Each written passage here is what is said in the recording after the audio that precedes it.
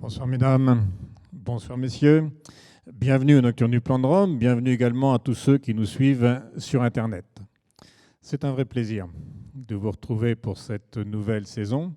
Alors saison que nous allons commencer en nous éloignant de la période du IVe siècle, qui est la période de référence, vous le savez, pour notre restitution de la Rome antique.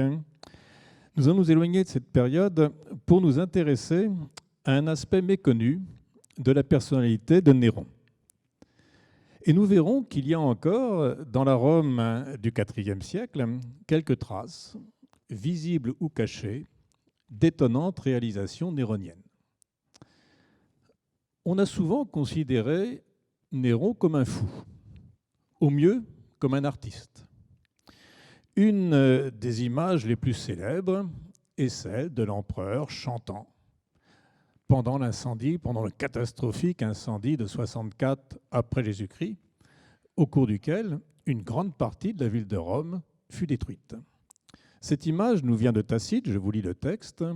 Le bruit s'était répandu qu'au moment même où la ville était en flammes, le prince était monté sur son théâtre domestique et avait chanté la ruine de Troie, cherchant dans le passé des comparaisons avec le désastre présent.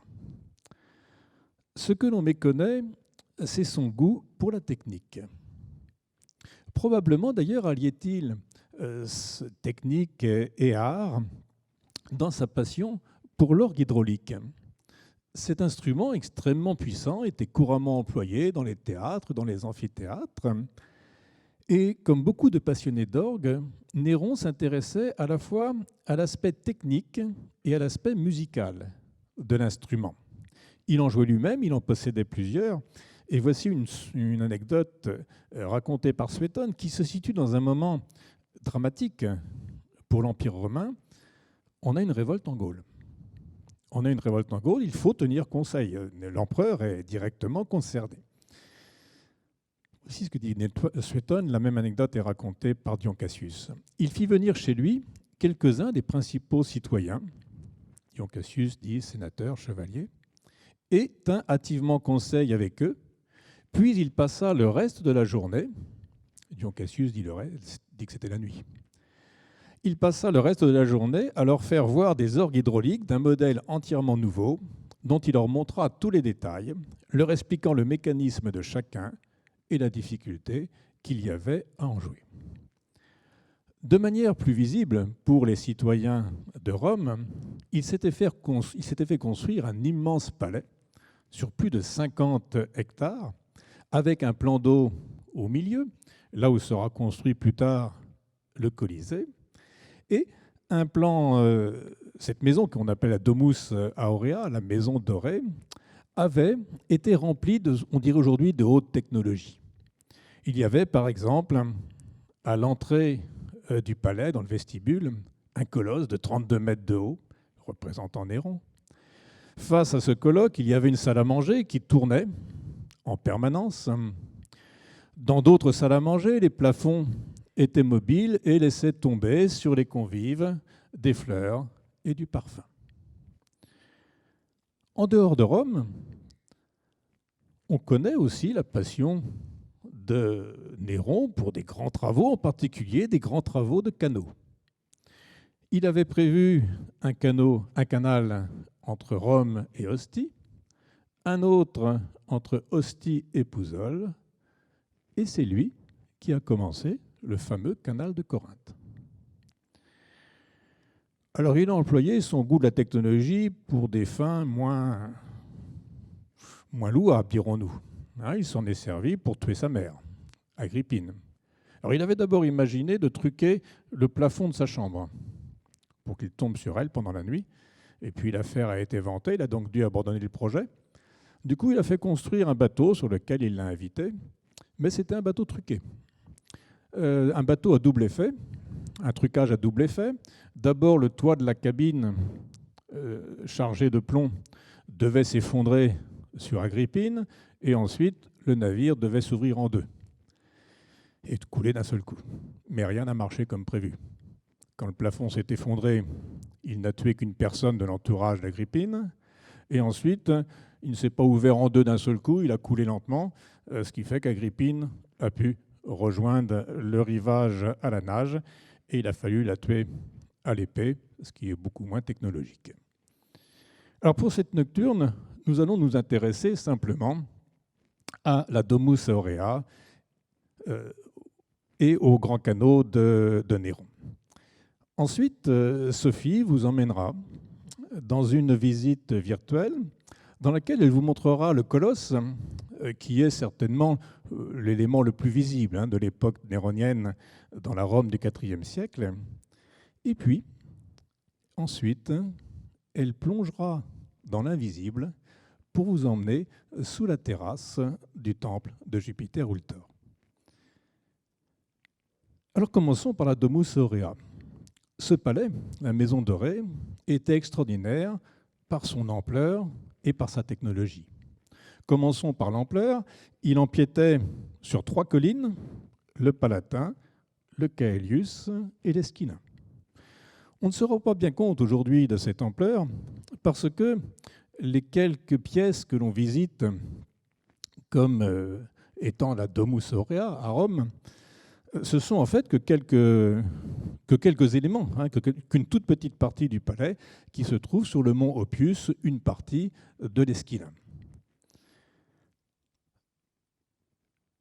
Quant aux dispositifs techniques, on va simplement parler de 2 de ces dispositifs, enfin 2 de ces exploits techniques, le colosse et la Cenatio Rotunda, la salle à manger tournante. Le colosse est le mieux connu des 2. Il est connu par les textes qui nous donnent sa hauteur, qui nous donnent même les dimensions des rayons de la couronne. Il est connu également par cette représentation sur un médaillon de Gordien où on le voit à son dernier emplacement près du Colisée. Ce n'était pas là son emplacement d'origine parce que Hadrien l'a fait déplacer du vestibule de la maison de Néron, qui entre-temps était devenu un portique ouvert au public, pour le placer près de l'amphithéâtre Flavien, qui prendra d'ailleurs par la suite le nom de Colisée à cause du colosse. On a retrouvé la base sur laquelle Hadrien l'avait fait dresser à son époque. Cette base a été découverte en 1828. Malheureusement, elle a été détruite en 1933 pour laisser passer la voie des forums impériaux. On a quand même eu le temps de relever des traces qui sont très intéressantes sur la base parce qu'elles nous montrent que la statue reposait sur 3 appuis, d'où notre institution avec 3 appuis. Aujourd'hui, la seule chose que l'on peut voir, c'est l'emplacement qui est marqué à Rome de cette manière. La statue elle-même a disparu au cours du VIe siècle. Alors, ce qu'on a du mal à mesurer aujourd'hui, c'est à la fois l'exploit technologique et l'impact urbanistique de cette statue à l'époque de Néron. Alors commençons par l'exploit technologique. On connaît l'auteur de cet exploit. C'est Zénodore, un sculpteur qui était célèbre pour ses statues colossales et qui avait construit pour le peuple des Arvernes, sur le Puy-de-Dôme, une immense statue de Mercure. Je vous lis le texte de Pline l'Ancien. La dimension de toutes les statues de ce genre, Pline est en train de parler des statues colossales, y compris le colosse de Rhodes. Donc la dimension de toutes les statues de ce genre a été surpassée de notre temps par le Mercure que Zénodore a fait pour la cité gauloise des Arvernes au prix de 400 000 sesterces pour la main-d'œuvre pendant 10 ans. Et c'est cet artiste que Néron va employer pour faire sa propre statue de 32 mètres de haut. C'est une statue, je pense qu'on ne le dit pas suffisamment, qui dépassait le colosse de Rhodes. Le colosse de Rhodes, qui est pourtant considéré comme une des 7 merveilles du monde, eh bien, le colosse de Néron était légèrement plus haut que le colosse de Rhodes. Et en plus, le colosse de Rhodes n'a pas vécu très longtemps, une 60aine d'années. Au bout de 60 ans, il a été détruit par un tremblement de terre. Alors que le colosse de Néron, lui, est resté en place pendant 5 siècles. C'était compliqué de faire des statues colossales. Un auteur ancien, Sextus Empiricus, nous dit que pour faire une statue double d'une autre, il faut mettre 8 fois plus d'argent. C'est un défi technique colossal, c'est le cas de le dire.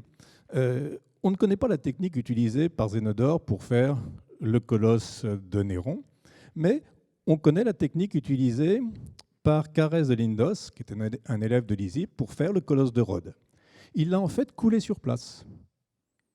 Il a fait un premier moule à la hauteur de sa première strate, il a coulé, ensuite il a reconstruit par-dessus un nouveau moule et il a monté ainsi de suite tous les éléments les uns au-dessus des autres, ce qui fait qu'ils se trouvaient naturellement soudés les uns aux autres.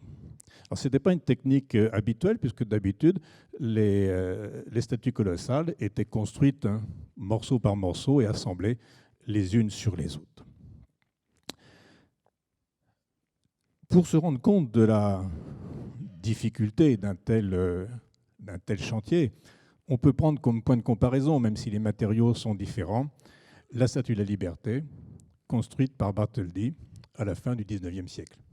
Alors cette Statue de la Liberté est, elle, quand même beaucoup plus haute, puisqu'elle fait 46 mètres 50, sans compter le bras et la torche. Lorsque Hadrien l'a fait déplacer, il l'a descendu. Il l'a descendu, et du coup, son impact urbanistique a grandement diminué. Il faut imaginer qu'à l'époque de Néron, cette statue dominait tout le centre historique de Rome. On estime qu'elle était située... Donc Hadrien l'a fait déplacer parce qu'il a construit à la place le temple de Vénus et de Rome, dont on voit encore les traces aujourd'hui. On a encore le sol et puis une bonne élévation des murs du temple de Vénus et de Rome. Eh bien, on estime que cette statue était encore...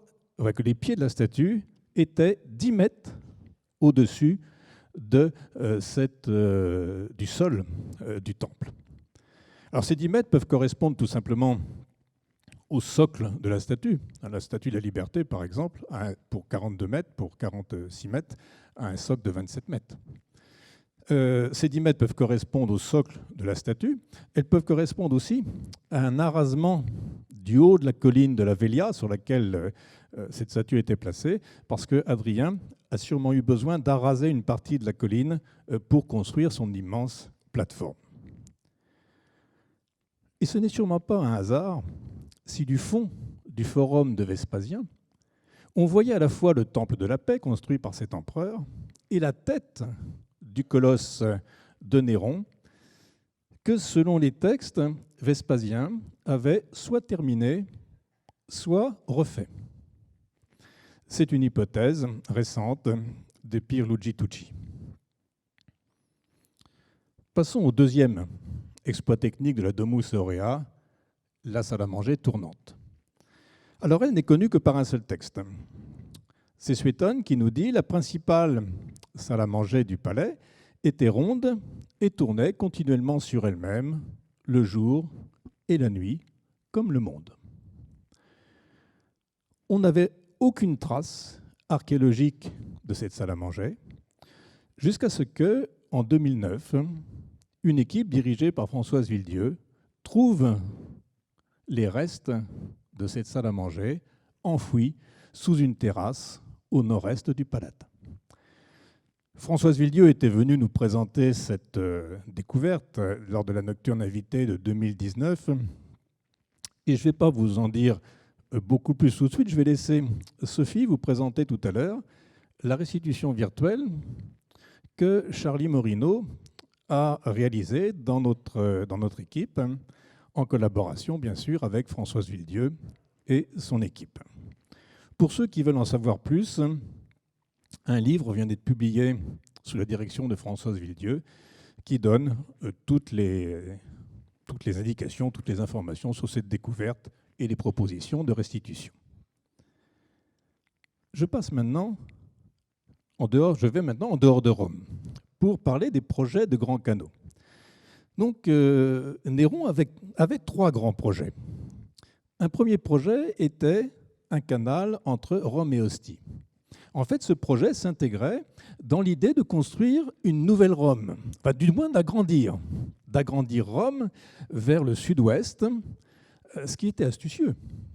Parce que vers le sud-ouest, les terrains sont plats et on se rapproche d'Ostie, qui est le point de ravitaillement principal de la ville de Rome. Or, le Tibre avait un cours sinueux et il était très encombré. On sait qu'en 62, juste avant que Néron conçoive ce projet, 100 navires avaient brûlé sur le Tibre en même temps. Ça veut dire qu'ils étaient embouteillés, si je puis dire, ils étaient les uns contre les autres, et le feu, forcément, s'est communiqué d'un navire à l'autre. Un canal entre Rome et Ostie aurait fluidifié le trafic, l'aurait accéléré et aurait ainsi complété les travaux que le père adoptif de Néron, Claude, avait fait à Ostie. Je vais en reparler tout de suite. Le deuxième projet de canal, puisqu'aucun de ces canaux voulus par Néron n'a été mené à son terme, le deuxième projet de canal peut paraître beaucoup plus fou, puisqu'il s'agissait de relier Ostie à Pouzzoles, dans la baie de Naples. 200 km. Bon, ceci dit, 200 km, c'est la longueur du canal de Digoin à Briare, qu'on a fait pour doubler la Loire en France au XIXe siècle. Et puis, c'est un canal qui, lui aussi, avait son utilité. En effet, entre Ostie et Pouzzoles, on n'avait aucun abri. On sait qu'une flotte, lors d'une tempête, s'était abîmée entre Ostie et Pouzzoles. Et ce faisant, Néron profitait d'infrastructures déjà existantes. À Pouzzoles, on pouvait y entrer même par mauvais temps. C'était un port, c'était le port principal d'arrivée des marchandises qui venaient d'Afrique ou d'Orient. En particulier, c'est un des ports d'arrivée du ravitaillement de Rome en blé d'Afrique, blé d'Égypte par exemple. Or, à Pouzzoles, Agrippa, le lieutenant d'Auguste, avait déjà relié le port au lac Averne, si bien que les flottes pouvaient, l'hiver, se mettre à l'abri dans ce lac et être à l'abri des pires tempêtes. À Ostie, Claude avait lui aussi réaménagé complètement un port au nord de l'embouchure du Tibre. Il avait fait construire 2 grands môles qui s'avançaient dans la mer. C'est Portus Augusti sur la diapositive. Mais malgré tout, l'entrée de ce port restait difficile par mauvais temps et par grande tempête, les bateaux n'étaient pas bien à l'abri. On sait que 200 navires ont été détruits dans une tempête à l'intérieur de ce port. Alors on voit que le projet de Néron, les textes nous disent bien qu'il voulait relier le lac Averne à Ostie, aurait permis, dans des conditions difficiles, de passer par l'intérieur des terres et de mettre les navires à l'abri de toute tempête. On aurait ainsi évité les travaux que Trajan a dû faire à Ostie. Vous voyez que Trajan, un peu plus tard, a construit à l'intérieur un bassin bien abrité, mais artificiel. Je vais terminer par le plus célèbre des projets, le percement du canal de l'isthme de Corinthe. On sait que Néron s'est investi personnellement dans le percement de ce canal. Suétone nous raconte qu'il donna lui-même les premiers coups de bêche, c'est une bêche en or, on le sait par un autre texte, remplit une hotte de terre et l'emporta sur ses épaules. Alors c'est aussi quelque chose qui est un petit peu méconnu, parce qu'aujourd'hui, on ne voit aucune trace des travaux de Néron. Mais le fait qu'on n'en voit aucune trace est un élément tout à fait en sa faveur, parce que les ingénieurs français, quand ils ont creusé ce canal au XIXe siècle, ont suivi exactement le trajet prévu par les ingénieurs de Néron. Heureusement, les ingénieurs français ont relevé toutes les traces des travaux de Néron avant de construire, de faire leur propre creusement. Et ces traces Ce sont d'abord deux tranchées. Ils avaient commencé à creuser de chaque côté. Deux tranchées profondes, je vais en parler tout de suite. Et puis, entre les deux, une série de puits verticaux, environ de 3 mètres de côté, creusés, inachevés, creusés sur une profondeur d'un peu plus d'une trentaine de mètres. La tranchée ouest fait 2 km. Elle était bien avancée, elle a été creusée en partie sous le niveau de la mer.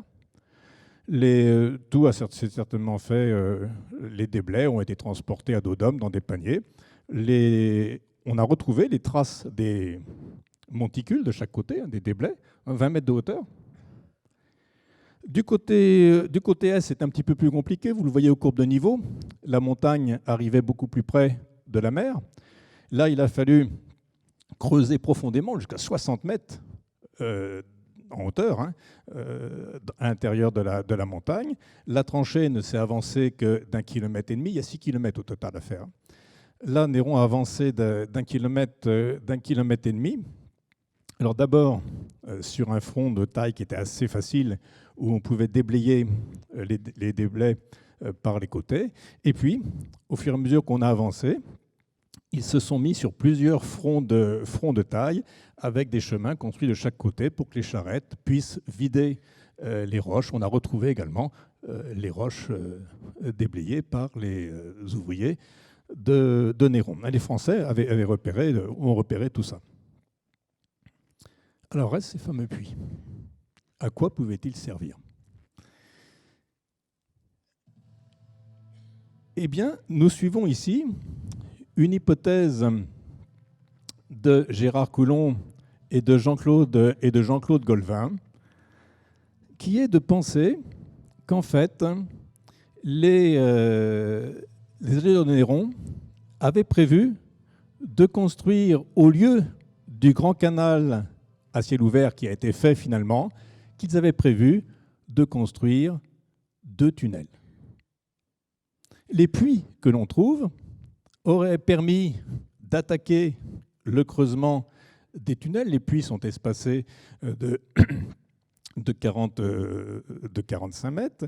Les puits auraient permis d'accéder au creusement des tunnels avec toute une série d'équipes en même temps. Et après, ça aurait été des puits d'aération et des puits également d'éclairage. Alors quel intérêt? Quel intérêt de faire 2 tunnels? Les Romains en étaient parfaitement capables, ils l'ont fait ailleurs. Quel intérêt de faire 2 tunnels plutôt que le grand canal à ciel ouvert qui a été fait finalement? Eh bien tout simplement une économie de temps. Il y avait beaucoup moins de matériaux à enlever en faisant ces 2 tunnels qu'en creusant l'immense tranchée. Les Romains ont quand même enlevé 500 000 mètres cubes de matériaux. Et les Français, lorsqu'ils ont examiné les puits, ont pu calculer le temps du chantier, parce que c'est assez facile dans ces puits qui font 3 mètres de côté de voir combien de temps il a fallu pour les creuser avec les moyens de l'époque. Et ils estiment que les travaux ont duré 3-4 mois. 3-4 mois pour déblayer 500 000 mètres cubes, il faut entre 5 000 et 6 000 ouvriers. Or, on sait qu'à cette époque, Vespasien, qui est à l'époque un général de Néron, qui faisait la guerre en Judée, a envoyé 6 000 prisonniers sur l'isthme de Corinthe. Vous voyez, c'est tout à fait cohérent. Alors pourquoi ce rôle personnel de Néron en matière d'ingénierie est-il méconnu? Ce n'est pas de la faute de Néron. On l'a vu, montrer ses orgues, montrer la mécanique de ses orgues à ses visiteurs. On l'a vu lui-même insister pour le canal Pouzol-Ostie, alors qu'on lui disait que c'était trop compliqué à faire. Il s'est investi lui-même, vous avez vu, dans le creusement du canal de Corinthe. Ce n'est pas de sa faute. Il y a 2 raisons à cette méconnaissance. La première, c'est un mépris des intellectuels pour tout ce qui est, en particulier à l'époque, art mécanique. Sénèque, le philosophe Sénèque, qui a été le précepteur de Néron, s'élève dans une lettre célèbre contre ceux qui s'intéressent à tout ce qui est technique, à tout ce qui est mécanique.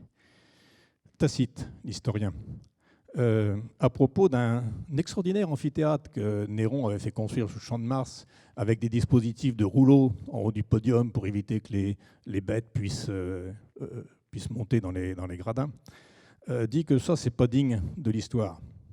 Ça mérite tout juste d'être signalé dans les actes journaliers de la ville. Et puis, la deuxième raison, c'est la condamnation mémorielle de Néron. Reprenons ce que disent les historiens à propos de chacun des éléments que je viens de voir avec vous. Pour la Domus Aurea, Suétone ne parle que de gaspillage d'argent.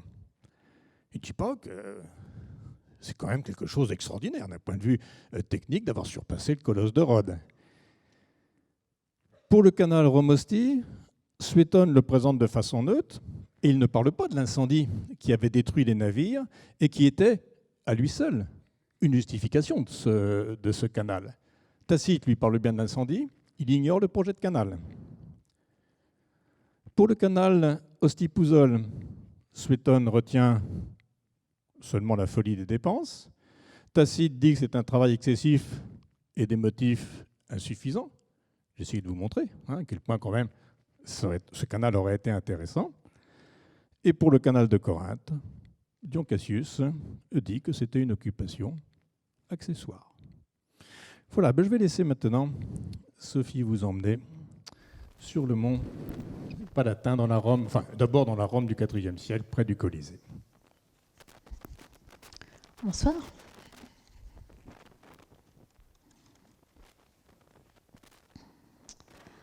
La visite que nous allons réaliser ce soir tournera autour de deux éléments qui ont été commandités par Néron pour intégrer son palais.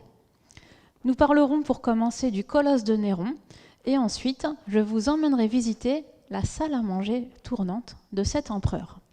Vous verrez qu'il s'agit à elle seule d'un véritable petit bijou de technologie.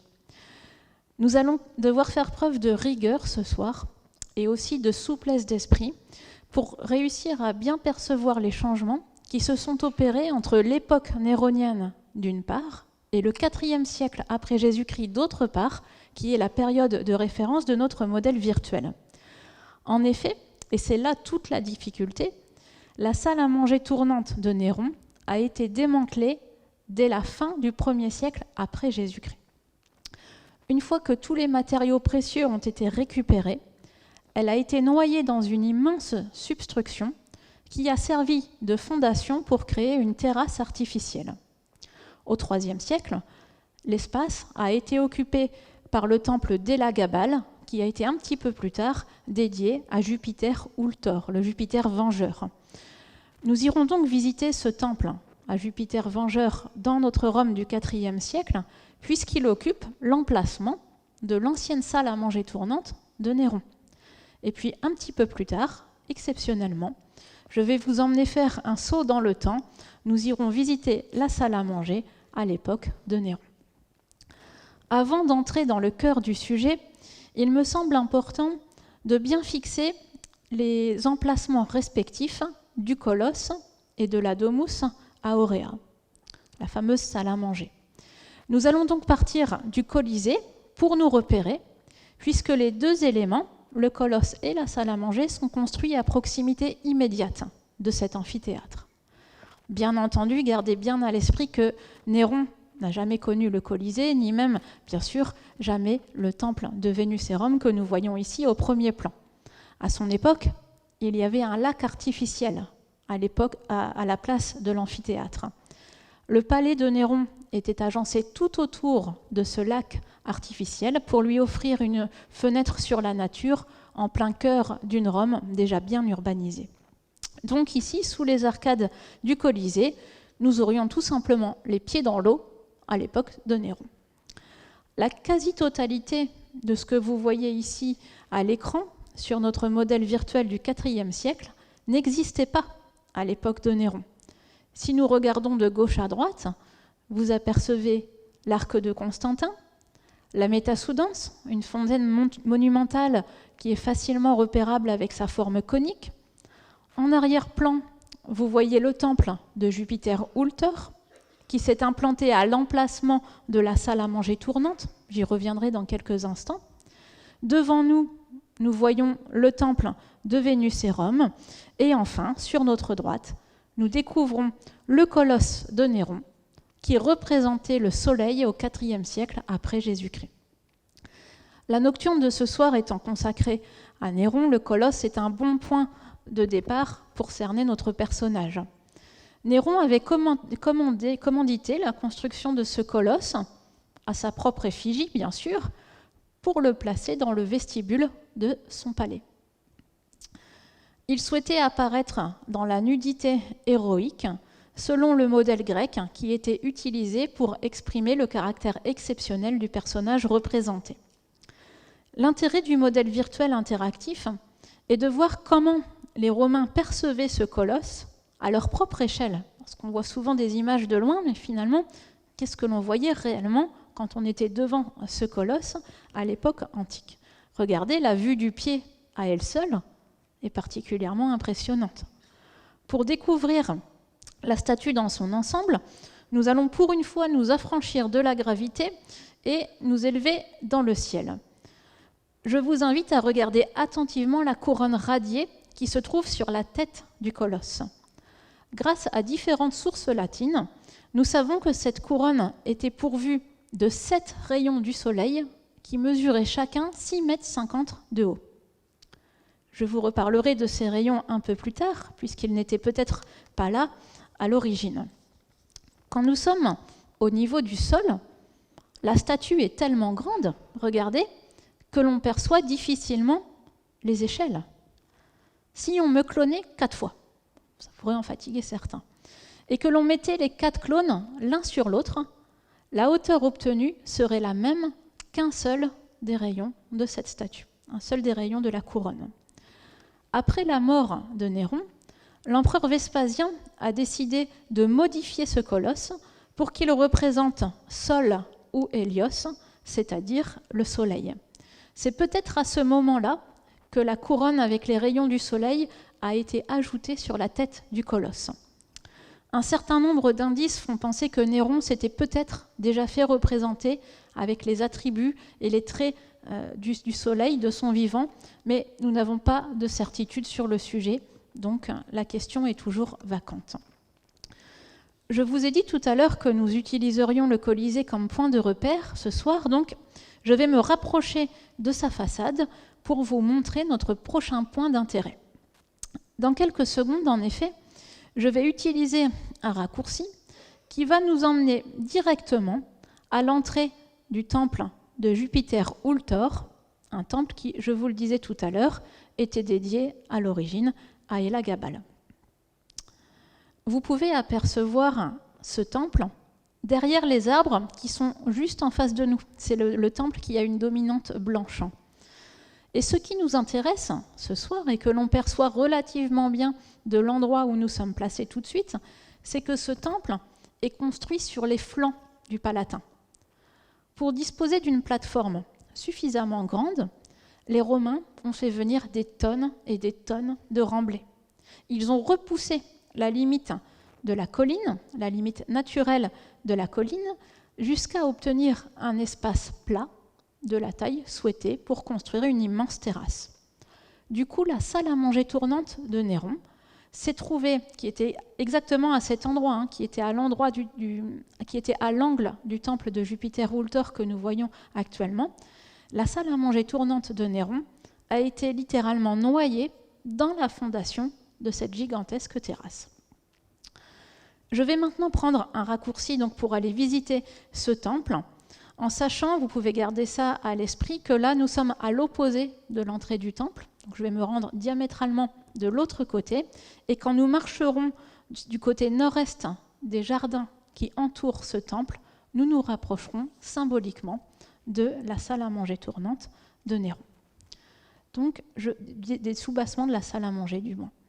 Je vais prendre un raccourci et nous emmener directement à l'entrée de ce temple que vous découvrez ici. Nous sommes devant une entrée monumentale pourvue de 3 baies. Et nous allons rapidement apercevoir le temple à Jupiter Ultor, le Jupiter vengeur, juste derrière. Sa spécificité à ce temple, c'est qu'il est entouré par des jardins qui apparemment étaient composés de plantes miniatures. Aujourd'hui, il ne reste quasiment rien de ce temple, si ce n'est les quelques maçonneries que vous pouvez voir ici au premier plan de cette image. La salle à manger tournante se trouvait sur le flanc gauche du temple. Donc je vais me diriger de ce côté et vous allez pouvoir, dans quelques secondes, reconnaître exactement l'emprise au sol de cette salle à manger dès que je vais faire apparaître un cylindre. Le cylindre que je vais faire apparaître maintenant marque l'emplacement de la salle à manger, son emprise au sol et également la hauteur du sommet de sa toiture. Regardez, je vais faire apparaître l'emplacement de la salle à manger tournante de Néron qui se trouvait précisément ici, dans l'Antiquité. Les fouilles menées à cet endroit par l'équipe de Françoise Villedieu ont permis de dégager partiellement le soubassement de ce monument extraordinaire. À partir de là, à partir de ces fouilles, des hypothèses ont pu être émises sur le mécanisme qui permettait aux invités de Néron de dîner sur un plateau tournant à 360 degrés et au cours d'un dîner de pouvoir bénéficier d'un panorama complet sur toute la ville de Rome. Donc nous allons maintenant faire un saut dans le temps. Comme je vous l'avais annoncé tout à l'heure, nous allons rejoindre maintenant la Rome néronienne. Vous allez voir tout de suite que le cadre contextuel de la visite ici est symbolique puisque, vous l'avez compris, nous n'avons pas eu matériellement le temps, bien sûr, de restituer la totalité de la Rome de Néron. En réalité, la Kennatio, la salle à manger tournante, n'est bien sûr pas isolée toute seule au milieu de la nature. Elle était en toute logique reliée au palais, j'y reviendrai un petit peu plus tard, mais ce n'était pas l'objet de notre étude. C'est à notre connaissance la première fois qu'une visite virtuelle interactive de cette salle à manger est tentée. Cette expérience devrait nous permettre de bien percevoir les échelles et puis, je l'espère, de bien comprendre le mécanisme complexe qui se trouvait au sein de cet espace.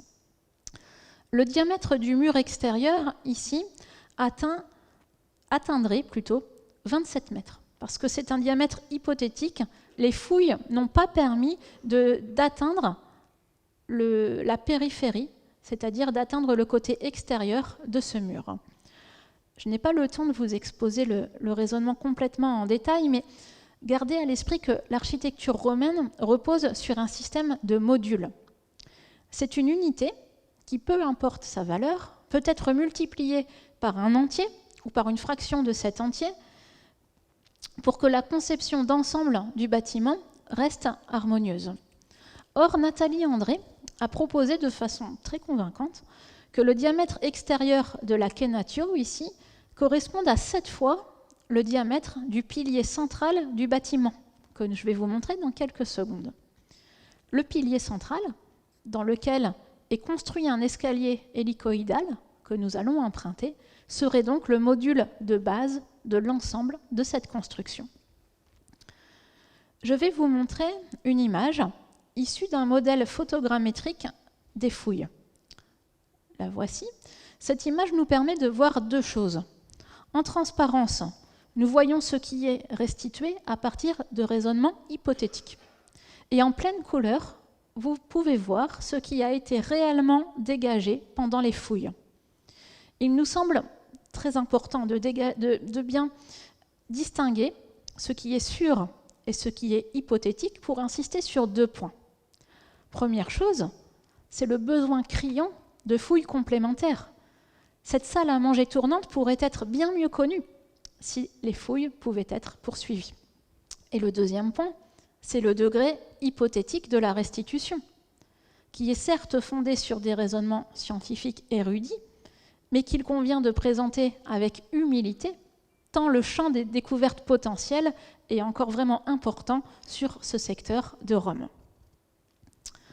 On remarque tout de suite avec cette première image que la salle à manger tournante est pourvue de 2 niveaux différents qu'il convient dès à présent de distinguer. La séquence suivante va, je pense, vous permettre d'y voir plus clair. Regardez.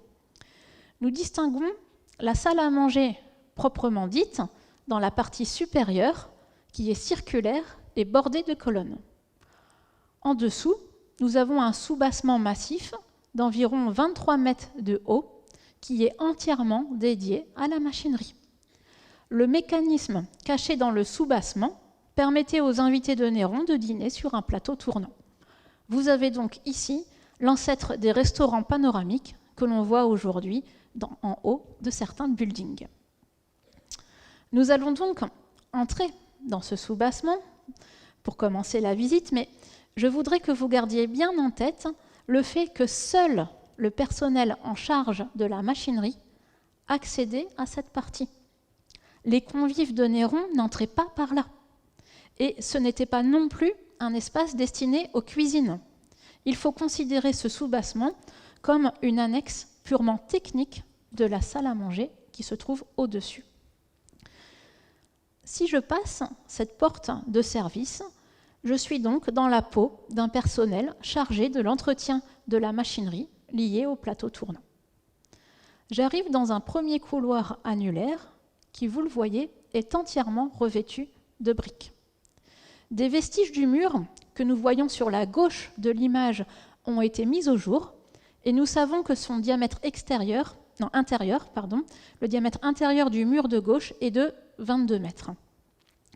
Je tiens aussi à ce niveau de la visite à préciser qu'aucune trace de torche ou de lampe n'a été retrouvée dans le soubassement pour l'instant, ce qui signifierait que chaque personnel venait avec sa propre lanterne pour pouvoir s'éclairer lui-même. Nous avons toutefois pris la liberté d'éclairer cet espace pour faciliter la visite et pour augmenter la visibilité du modèle virtuel. La torche que vous voyez ici me permettra tout à l'heure aussi de vous exposer la fonction potentielle d'une fosse que nous verrons à l'étage. Si nous continuons, vous allez voir que j'arrive dans un second couloir annulaire qui ouvre sur un pilier circulaire complètement aveugle. C'est ce pilier qui constituerait le module de base de la construction de la salle à manger. Celui que j'évoquais tout à l'heure pour vous expliquer comment on avait pu poser des hypothèses pour retrouver le diamètre extérieur du bâtiment. Si nous nous dirigeons vers la gauche, nous allons découvrir un escalier hélicoïdal de 15 mètres de haut. Regardez, l'escalier se trouve juste ici, et ce serait le premier escalier hélicoïdal jamais construit dans le monde romain. Imaginez un petit peu l'audace des concepteurs de la Kenatio Rotunda et le travail incroyable que la taille des briques a dû demander pour un espace qui était uniquement dédié à du personnel de service. Si vous me permettez l'expression, les architectes ingénieurs qui ont conçu ce soubassement se sont fait plaisir. Et leur audace n'a pu que séduire Néron, qui était féru de technologie. Le défi était probablement, tout simplement, de construire quelque chose qui n'avait jamais été réalisé. La coupe suivante permet de bien comprendre l'agencement de l'ensemble de la Kenatio. Vous retrouvez les deux murs concentriques que nous venons de traverser. Regardez bien sur cette coupe le haut de l'escalier hélicoïdal. L'escalier ne débouche pas sur la salle à manger de prestige qui se trouve au-dessus. Il permet d'atteindre un étage du soubassement, c'est-à-dire un autre espace destiné aux techniciens responsables de la machinerie. Si nous voulions faire une comparaison, on pourrait assimiler le soubassement où nous nous trouvons actuellement aux coulisses d'un théâtre. Nous sommes dans les coulisses et le théâtre, c'est uniquement la salle à manger qui se trouve en haut. Ici, nous sommes réellement dans un espace de service. Avant de monter cet escalier, je voudrais partager avec vous quelques éléments de l'enquête. Comment savons-nous que ce soubassement massif, avec cet escalier hélicoïdal, n'était pas destiné aux invités de l'empereur? Les indices sont multiples et je vais vous en donner au moins deux. Première chose, il n'y a aucune trace de décoration que ce soit sur le sol ou sur les murs. Ensuite, la voûte de l'escalier est brute de coffrage, regardez, est vraiment peu soignée. Le profil de la voûte en berceau est très approximatif et le mortier est grossier. Quand les archéologues ont le privilège de découvrir un espace aussi extraordinaire que celui-là, qui est resté fermé pendant des centaines d'années, ils retrouvent toujours des détails un petit peu plus émouvants que d'autres. Il est ainsi possible de voir le timbre apposé par un fabricant de briques. Il s'agit de Titus Tetius Barbarus. C'est un entrepreneur dont on situe l'activité sous le règne de Caligula. Donc il est bien connu. Enfin, si on s'intéresse aux petits détails, finalement ce sont ceux qui donnent vie à ces grands ensembles architecturés, l'équipe de Françoise Villedieu a repéré les traces d'une patte de chien sur une autre marche de cet escalier. Cette brique n'aurait vraisemblablement pas été mise en place si l'escalier avait été destiné aux invités de l'empereur. Je ne vais pas monter avec vous ces 64 marches de l'escalier hélicoïdal parce que ce serait long et fastidieux. Je vais donc prendre un raccourci qui va nous permettre de rejoindre directement l'étage du soubassement. Voilà, on va gagner un petit peu de temps. Vous pouvez imaginer ici que nous venons de monter les 15 mètres qui nous séparent du niveau de l'entrée. Donc nous venons de sortir par la porte palière que vous voyez à gauche de l'image. Et nous allons inspecter le mécanisme du plateau tournant pour voir si tout est bien en ordre. Regardez déjà en haut. L'étage est couvert par 8 arcs qui soutiennent la salle à manger proprement dite. Aucune communication n'est possible entre ce niveau du soubassement et l'espace de réception destiné à l'empereur qui se trouve au-dessus. Par contre, ici, nous avons accès à toute la machinerie telle que nous proposons de la restituer d'après une hypothèse émise par Mathieu Gabet. Les roues et les lanternes que vous voyez maintenant à l'image servent à démultiplier la force motrice qui provient d'une roue hydraulique. C'est peut-être un petit peu compliqué à imaginer comme ça, donc je vais vous passer une vidéo qui va vous permettre de bien comprendre le fonctionnement de ce système. Vous allez voir, vous allez comprendre parfaitement comment cela fonctionne. Je l'espère du moins. Nous allons partir ici du haut de l'escalier hélicoïdal que nous venons de monter. Nous nous arrêtons d'abord devant un renfoncement qui a été retrouvé dans la maçonnerie. Il y a 2 renfoncements comme celui-là. Dans la mesure où l'échancrure dans le mur monte jusqu'au niveau du plateau tournant, qui est cranté, on peut imaginer qu'il y avait ici un système mécanique pour amorcer le début du mouvement du plateau. Ici, la vitesse est accélérée 10 fois pour que vous puissiez bien percevoir le mouvement. Le plateau tournant est entraîné par une série de roues qui engrainent sur des lanternes. Si le système que vous allez découvrir est hypothétique, son degré de vraisemblance est quand même assez élevé. En effet, la restitution virtuelle est parfaitement calée sur le modèle photogrammétrique, c'est-à-dire sur le relevé 3D qui a été réalisé pendant les fouilles. Ici, vous pouvez voir en détail comment fonctionne le mécanisme une fois que la maçonnerie est rendue transparente. L'ensemble est entraîné par une roue hydraulique. Or, nous savons que Néron avait fait prolonger le tracé d'un aqueduc jusqu'au Palatin, probablement pour alimenter son palais. Et une partie de cette eau pouvait être utilisée pour faire tourner la salle à manger. Ici, nous pouvons voir le plateau tournant. Là encore, l'animation du mouvement est accélérée car à vitesse réelle, sa rotation n'est quasiment pas perceptible à l'œil humain. Si vous êtes attentif, vous remarquerez la présence de sphères de bronze que l'on pourrait assimiler à nos roulements à billes modernes. Des cavités hémisphériques ont en effet été mises au jour au sommet du soubassement. On les retrouve ici placées dans le modèle virtuel et on postule que des sphères fixées sur un solide plancher en bois y étaient ajoutées. Au-dessus, ici, vous avez une structure de bois d'environ 1 mètre d'épaisseur, toujours selon l'hypothèse de Mathieu Gabet, qui permettrait de renforcer l'ensemble, de le rigidifier. Et le tout était probablement recouvert d'une marqueterie ce qui nous donnerait un plancher tournant de 28 tonnes tout de même. Maintenant que vous appréhendez le fonctionnement global du mécanisme, je voudrais vous montrer ici plus en détail comment se présentent ces cavités dans lesquelles étaient installées les sphères de bronze. Et puis je voulais aussi vous présenter ce fragment d'une plateforme tournante qui a été retrouvée en 1928 dans le lac de Nemi en Italie. Cette plateforme date de l'époque de Caligula et on retrouve les mêmes roulements à billes entre guillemets que ceux proposés pour la salle à manger tournante de Néron. Si nous revenons maintenant dans le modèle 3D, il me reste un dernier élément du soubassement à vous montrer avant de passer à la salle à manger proprement dite. L'étage est lui aussi pourvu d'un couloir annulaire qui aurait une double fonction. Si je me penche, nous pouvons voir qu'une fosse de taille significative a été prévue au niveau du sol. Essayez de ne pas tomber. Voilà. Nous supposons que cette fosse permettait de monter des pièces importantes du mécanisme ou encore des décors volumineux jusqu'à l'étage.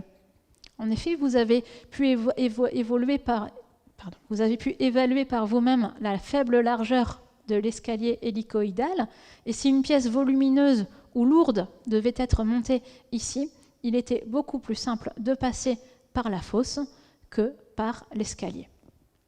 Maintenant, si nous regardons en hauteur, l'équipe de Françoise Villieu a mis au jour des blocs de travertin espacés régulièrement.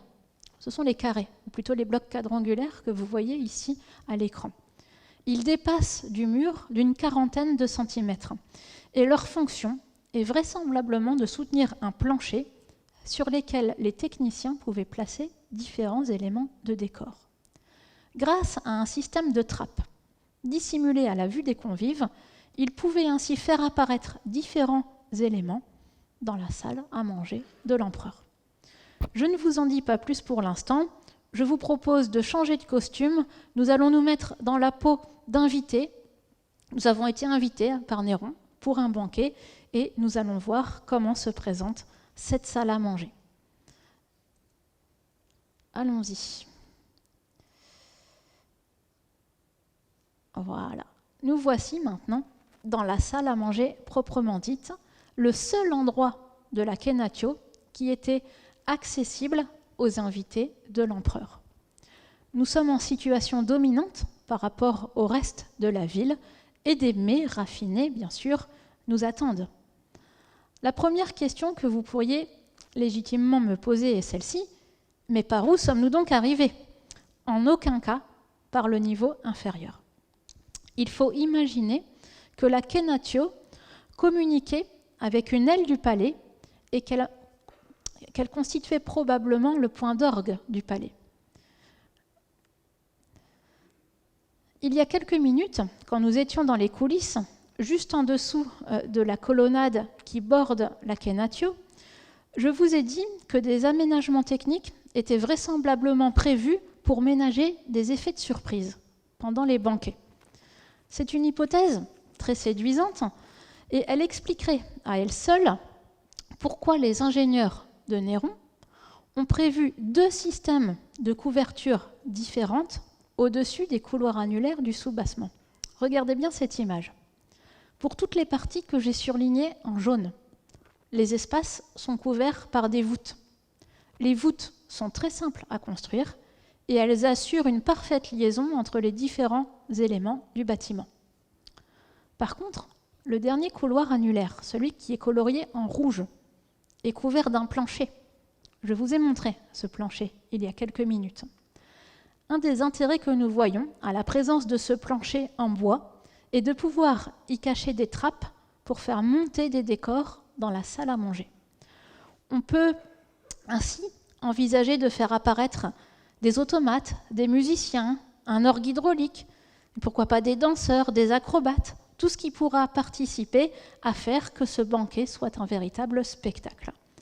Je vous propose de visualiser le résultat en images.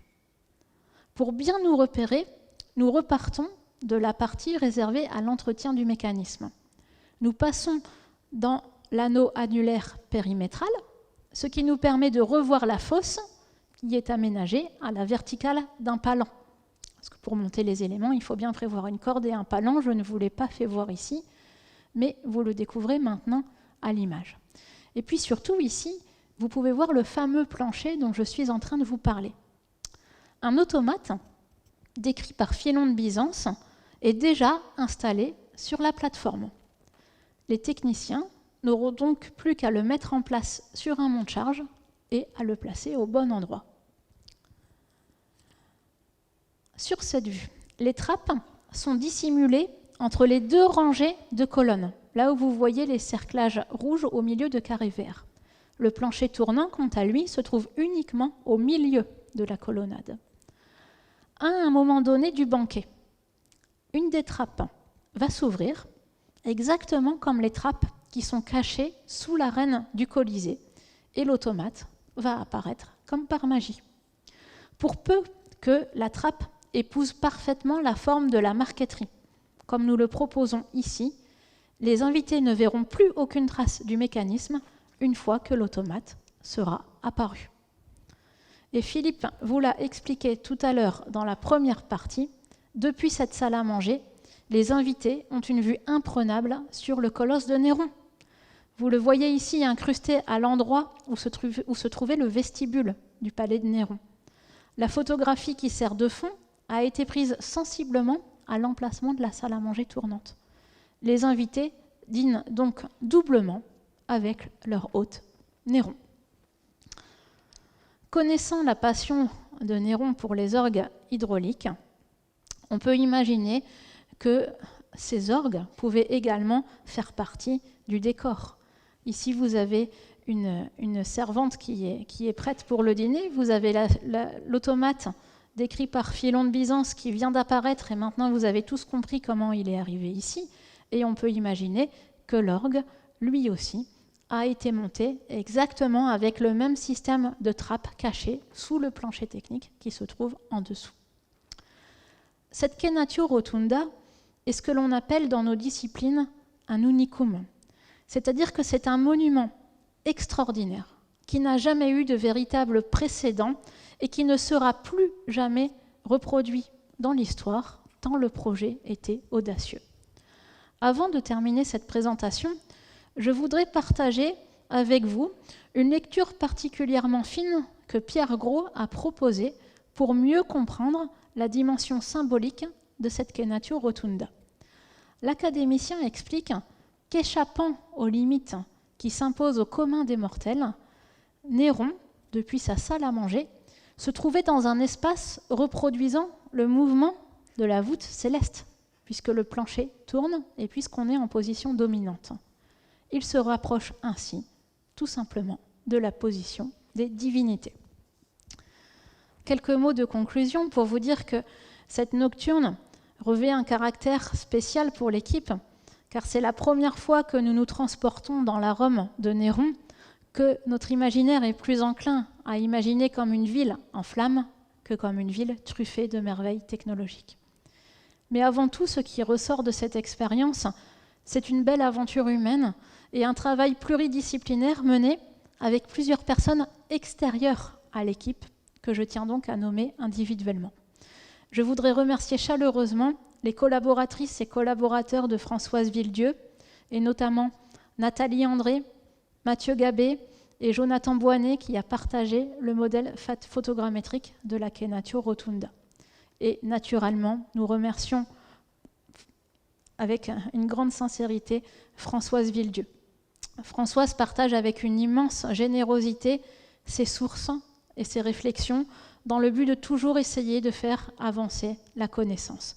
C'est grâce à Françoise que nous avons pu signer ici à Caen un contrat de collaboration de recherche sur ce sujet avec l'École française de Rome, et nous lui en sommes vraiment profondément reconnaissants. Je vous remercie.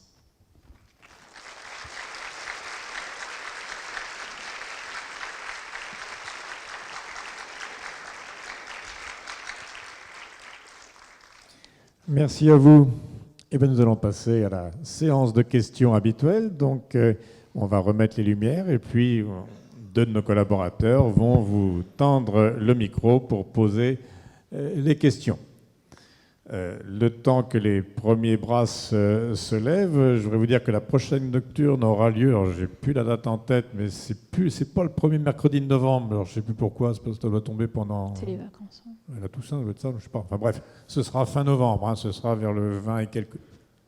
23 novembre, merci beaucoup. Le 23 novembre, la prochaine nocturne, et nous la consacrerons à un culte à mystère, le culte de la Magna Mater, le culte de Cybèle sur le mont Palatin.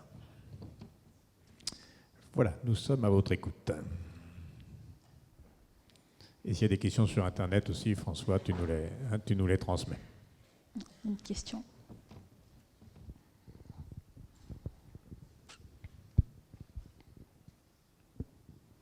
Merci. C'est un plaisir de vous retrouver et puis pour la belle présentation.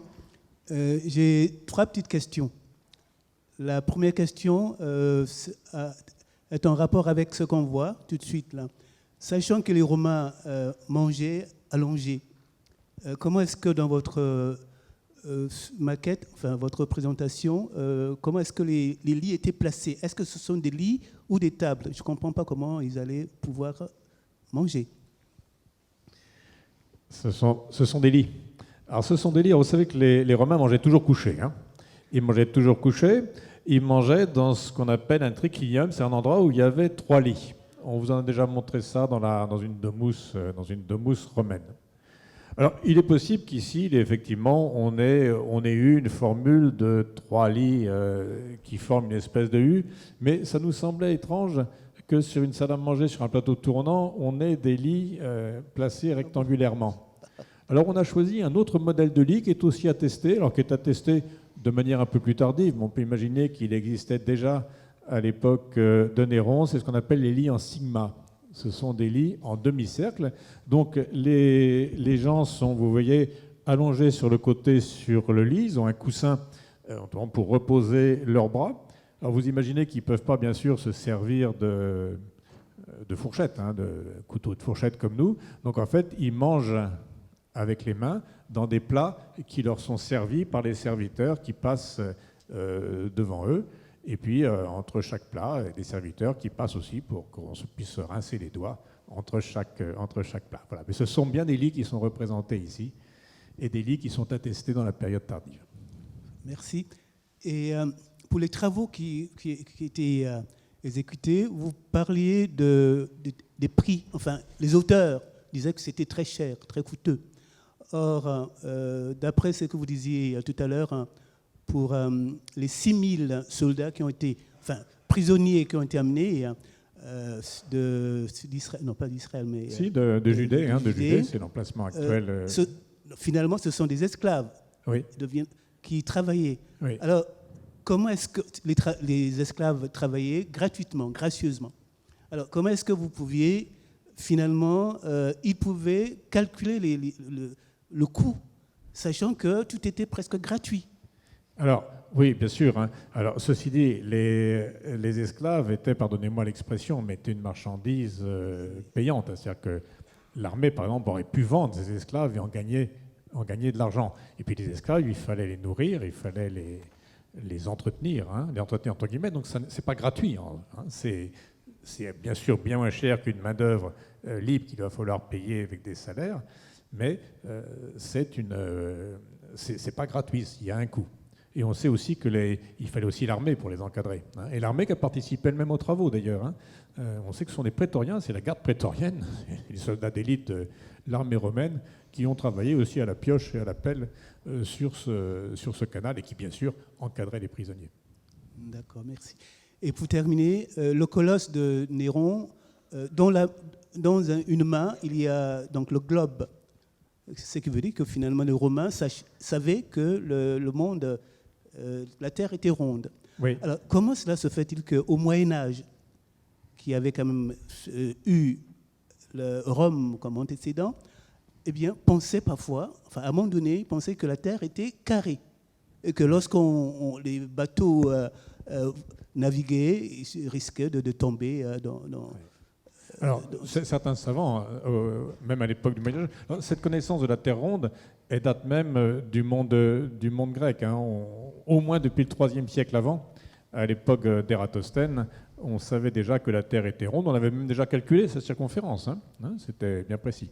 Et par la suite, même au Moyen-Âge, c'est vrai que s'il y avait des croyances que la Terre était plate, qu'on risquait de tomber de la Terre si on poursuivait les navigations au-delà de l'océan, il y avait malgré tout des gens qui connaissaient ces textes et qui savaient, eux, que la Terre était ronde. D'accord. Merci. Je vous en prie. Oui ? Bonsoir. Vous avez parlé qu'il y avait des automates qui étaient remontés de la salle des machines jusqu'au plateau tournant, mais je n'ai pas compris concrètement ce que c'était les automates. Alors, on manquait un petit peu de temps pour en parler. L'automate qu'on vous a présenté est un automate qui a été construit par Jérôme Nicole, voilà, qui est lors de sa thèse ici dans notre équipe. Jérôme qui fait passer le micro. Alors, on sait que Néron était féru de technologie. Je vous dis qu'à son époque, on avait un ingénieur qui s'appelait Héron, qui décrit toute une série d'instruments merveilleux, dont des automates, hein, s'inspirant aussi de Phinon de Byzance, et qui lui décrit précisément l'automate qui est ici. Alors, c'est un automate qui sert à verser de la boisson. Quand vous arrivez, il n'y a pas de gobelet dans la main. Vous mettez votre gobelet dans la main de l'automate, la main se baisse, l'automate commence par verser du vin, ensuite arrête le vin, le gobelet continue à descendre et l'automate verse de l'eau parce que les Romains ne boivent jamais le vin pur. Et quand la coupe est pleine, l'automate s'arrête. Voilà. Donc ça sert à rien. Enfin, ça sert à rien. C'est comme un distributeur aujourd'hui, si vous voulez. Hein.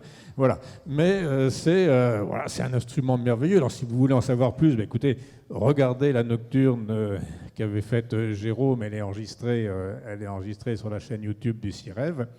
C'est un système relativement simple, mais enfin, il fallait y penser, puis il fallait construire ce type d'automate. Il y en avait bien d'autres. Hein. Il y avait des fontaines qui sifflaient, des petits merles qui, en buvant sur les fontaines, sifflaient. Il y avait différentes choses comme ça qui étaient là pour ce qu'on appelle de la thaumaturgie, hein, pour étonner, pour épater les gens. Là où l'automate décrit par Philon est quand même assez exceptionnel, je dis c'est pas terrible, mais quand même, c'est que l'automate ne fait jamais déborder le liquide. C'est-à-dire qu'il sait s'arrêter tout seul. Il met la bonne dose de vin, il met la bonne dose d'eau et jamais ça ne déborde. Donc forcément, les personnes qui se trouvent en face et qui récupèrent leur coupe se demandent mais comment l'automate fait-il pour arrêter de verser au bon moment. Le reste est dans la nocturne. Ce qu'on appelle du teasing. Bonsoir. Est-ce qu'on sait ce qu'il est devenu du colosse ? Alors non, on garde sa trace, on a sa trace jusqu'au IVe siècle après Jésus-Christ. C'est l'époque. Non, jusqu'au IVe simplement. Donc l'époque qui nous intéresse. On sait par exemple que le 6 juin, on couronnait sa tête de fleurs. Il est mentionné dans un calendrier liturgique, il est mentionné aussi dans les régionnaires, qui sont des catalogues de ce qu'on peut voir dans tous les endroits de Rome. Ensuite, il n'y a plus de mention, en tant que monument existant. On suppose qu'il a été détruit au cours du VIe siècle, au moment des premières invasions gothiques. Alors il y avait deux choses. D'abord, l'Empire était devenu totalement chrétien à l'époque, hein, donc une statue de Dieu Soleil n'intéressait plus grand monde. Dans ce quartier, l'amphithéâtre avait servi une dernière fois en 523 ou 543, je crois, c'est la dernière chasse organisée dans le Colisée. À partir de ce moment-là, le quartier meurt, et il est très probable que ce colosse a servi de mine à matériaux. On manquait de métal à l'époque, et on a certainement on a découpé le colosse en morceaux. Peut-être qu'il est tombé aussi par un tremblement de terre, hein, comme le colosse de Rhodes, c'est possible. Enfin voilà, c'est au cours du VIe siècle qu'il disparaît.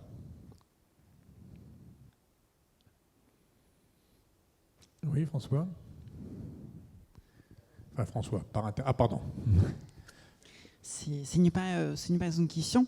Je voulais simplement profiter de ma présence ici. C'est la première fois que je viens. Sinon, j'ai passé toute un été avec vous. Quand j'étais à Rome, je passais mon été à Rome.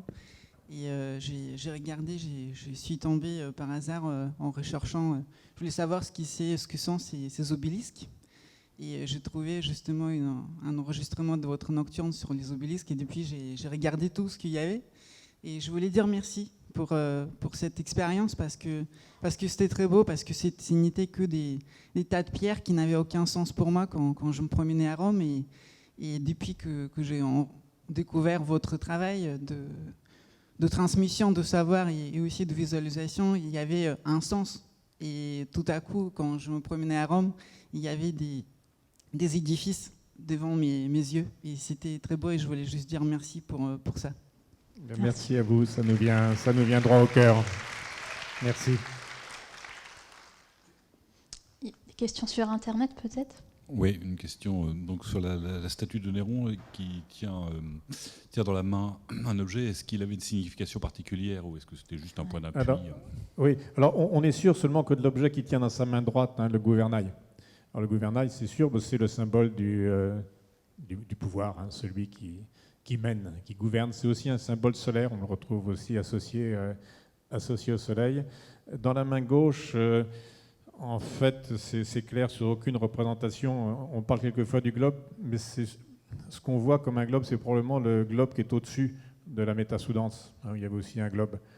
Mais ceci dit, la présence d'un globe dans la main gauche, on s'est attesté sur d'autres statues impériales, donc c'est pas impossible. Voilà. Mais là, il n'y a pas de certitude. En tout cas, le gouvernail, c'est le symbole du gouvernement. Voilà. C'est celui qui gouverne. Le mot gouverner vient de gouvernail. Oui. Attendez, on va juste vous donner le micro pour que tout le monde puisse entendre la question. Oui, vous dites que la statue a été déplacée. Elle a été démontée comment... Non, alors c'est un exploit extraordinaire. Elle a été déplacée d'un bloc avec des éléphants, avec un attelage, je crois, de 24 éléphants. C'est déplacé debout. Déplacé debout sans la démonter. Alors, ceci dit, on voit bien la technique utilisée par les Romains. On est exactement dans le sens inverse de l'avancée d'une tour de siège. Vous savez, quand les Romains voulaient attaquer une ville avec des très hauts remparts, à l'abri des projectiles du rempart, ils construisaient une immense tour montée sur roue. Ensuite, ils faisaient une route un peu inclinée pour arriver jusqu'au rempart, et ils montaient la tour jusqu'en haut de la terrasse, de la route qu'ils venaient de construire. Ben là, il faut imaginer exactement l'inverse. Ils ont dû construire l'équivalent d'une tour d'assaut tout autour du colosse, emprisonner le colosse dedans, j'allais dire scier, casser le bloc du socle en dessous, mais comme ils savaient le faire, par exemple, pour extraire un obélisque d'une carrière, ou un gros bloc d'une carrière, et puis ensuite, ils l'ont soulevé et descendu sur le plan incliné. On a retrouvé, d'ailleurs, quand les fouilles ont été faites, on a retrouvé la trace de la route qu'ils ont construite du plan incliné pour déplacer le colosse. Ah, c'est phénoménal, c'est phénoménal, surtout qu'il faut penser plus de 30 mètres de haut. Ah, je ne sais pas, mais en tout cas, c'est toujours moins lourd que l'obélisque. On vous avait montré aussi, lorsqu'ils ont élevé l'obélisque sur le Grand Cirque, on est toujours moins lourd que l'obélisque. Parce que là, l'obélisque, c'est du granit, on est en plein. Là, malgré tout, c'est du bronze, mais c'est creux à l'intérieur. Oui, il y a une question en bas au deuxième rang. Après, on prendra encore éventuellement une question et puis on s'arrêtera là. Du coup, j'avais deux questions par rapport aux éléphants. Est-ce que c'était des éléphants qui venaient d'Italie? Parce que non, ce sont des éléphants qui viennent d'Afrique, que les Romains amènent d'Afrique en bateau. D'accord. Et ils s'en servent aussi. Alors, ils s'en servent pour des travaux comme ça, mais ils s'en servent aussi dans les combats de l'amphithéâtre. Et par rapport au colosse, est-ce qu'il était présenté en cosmocrator? Parce que je sais que l'orbe, c'est un symbole de cosmocrator. Donc, à partir du moment où il est représenté en dieu soleil, oui, c'est un cosmocrator. C'est le maître de l'univers. Ouais. Non, c'est bon. Est-ce qu'il y a une dernière question? Oui. Bonsoir. Moi, je voulais savoir comment les auteurs romains et les historiens ont jugé en fait la salle à manger de Néron. Si c'était plutôt positif ou s'ils ont eu un regard négatif dessus. Bon, alors vous avez vu le seul témoignage qu'on ait, c'est Suétone. Suétone qui n'est pas favorable dans son ensemble à Néron, qui la mentionne simplement d'une manière quand même étonnée. Cette salle à manger qui tournait jour et nuit comme le monde. C'est la seule mention. Alors, donc on ne sait pas comment elle était jugée autrement. On sait par exemple que, par contre, le colosse, on voit des poètes qui sont admiratifs devant cet immense colosse. Il n'y a aucun doute là-dessus. Pour les projets de canaux aussi. On parle de montagnes éventrées. Les poètes en particulier sont tout à fait admiratifs des travaux de Néron. Pour la salle à manger, on ne peut pas savoir, mais il faut bien être conscient qu'elle a eu une durée de vie très courte. À la limite, on ne sait même pas si Néron s'en est vraiment servi. Oui, ça a été une durée de vie très... Elle a été commencée en 64, Néron s'est suicidé en 68. Vous voyez? Donc on est sur une durée de vie très brève. Donc en fait... il n'y a pas eu le temps d'en parler beaucoup. Le Colosse, ce projet même de Colosse, nous on vous présente ça comme si le projet de Néron avait été fini complètement. Mais on ne sait même pas si le Colosse, par exemple, était fini avant la mort de Néron. Donc là, c'est une hypothèse. C'est une hypothèse. Je ne peux pas vous dire quelles sont les réactions du peuple romain parce qu'on ne sait même pas si l'hypothèse a été jusqu'au bout.